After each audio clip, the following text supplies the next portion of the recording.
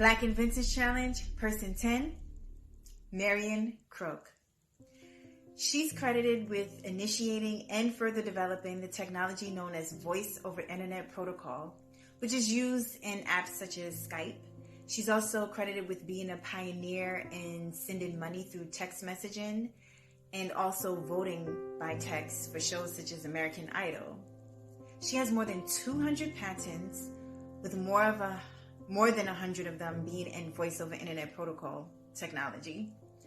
She worked at AT&T and is part of the reason why they switched from wired phone technology to Internet Protocol technology. She was inducted into the Women in Technology Hall of Fame, and currently she's the Vice President for Engineering at Google. Black and Vintage Challenge, Person 11, Garret A. Morgan. He's most famously known for inventing the traffic light, but he also had a gas hood, and I wanted to talk more about that.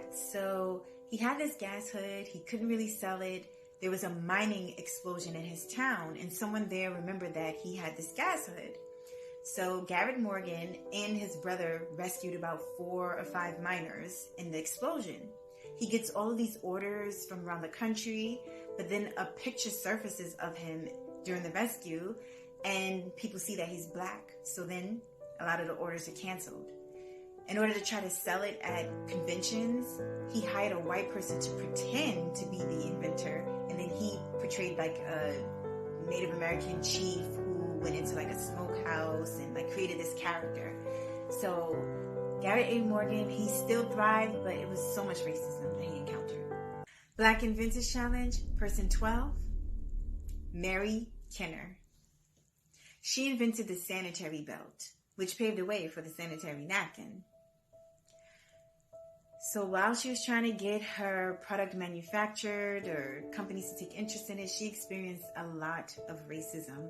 It wasn't until 30 years later that someone contacted her to finally produce it. Because of her product, the lifestyle of women changed, because back then women were using rags during their menstrual cycle, but because of her belt, women could go about their day as normal as possible. So thank you, Mary Kenner.